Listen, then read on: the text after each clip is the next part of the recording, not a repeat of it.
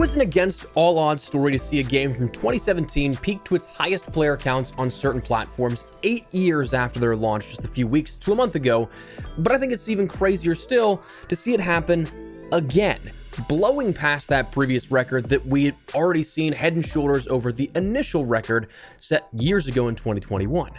Battlefront 2 has done it again, soaring past the previous records they set last month for their highest player counts on Steam, while even that soared above their record high of 10,000-ish players concurrently in January of 2021.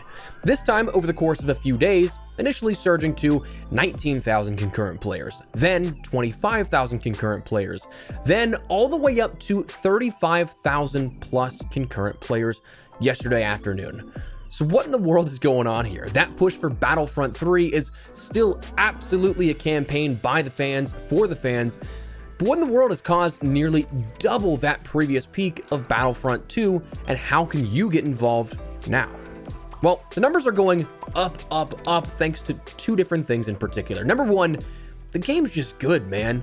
After the removal of all the loot box fiasco and stuff and a few years of major updates and upkeep and content support, it's been a good game for a long while now. So it's nice that people are starting to come back to this, and a lot of people are being introduced to it for the first time. That's a no-brainer. The game's just good. That's why people are jumping in and enjoying it so much. But also, two, there's a limited time sale, one on Steam and I believe also the EA app for PC, that is the EA Summer Sale, where a ton of games are on a massive sale from EA's catalog. And if there's ever a time you wanted to pick up Battlefront or another EA title, now's a good time to look into that, with multiple games being historically low prices for their offerings. For our Battlefront 2 here in the particular, those numbers are blowing up because normally the game is about $39.99, right? Still kind of a steep price for a game that's 8 years old, but also not fully $60 or $80 depending on if you're looking at a full price game from whenever it launched back in 2017, or a game in today's day and age that is going for $79.99.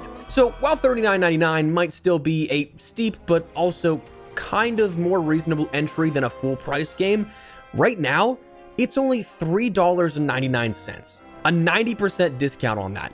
That's sick. So while it's very possible you could want to try this out and then in a month maybe the hype or something or movement behind this may not be as strong as it is, knock on wood that's not the case, but if you want to jump in and fight for the Republic now, it's only going to cost you $4 instead of $40.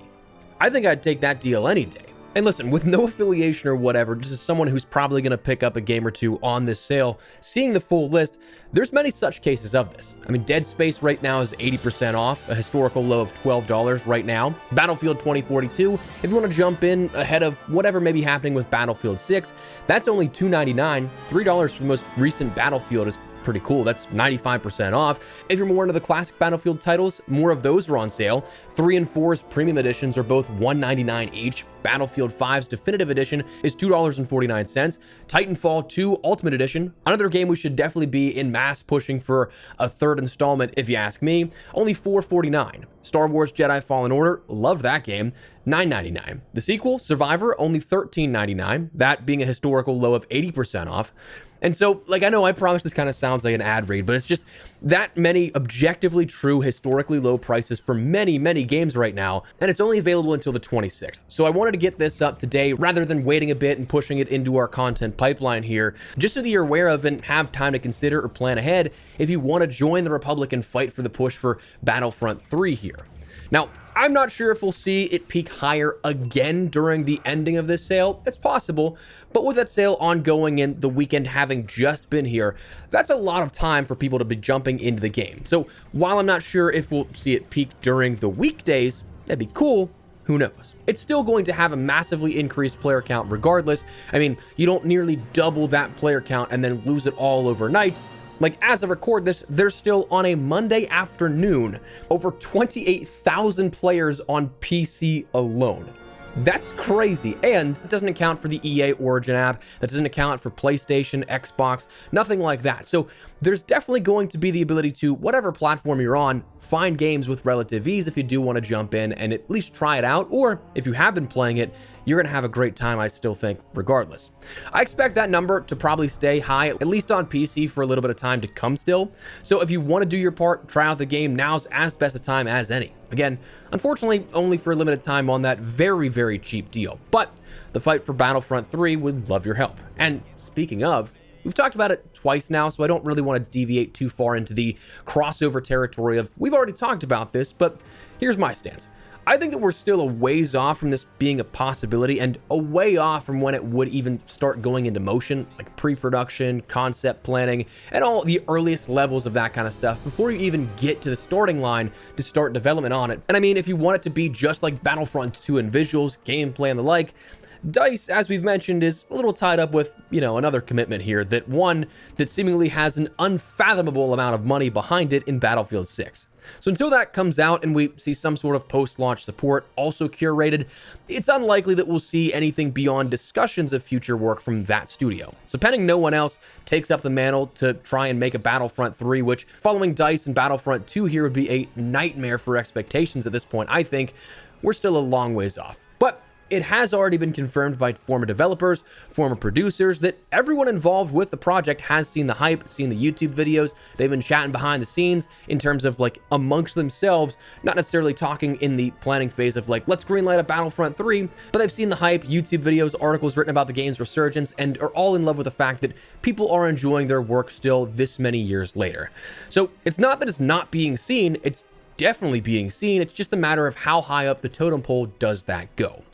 My guess, pretty high probably. Otherwise, I don't think that they'd drop the price that much in regards to a 90% off sale for their EA summer sale.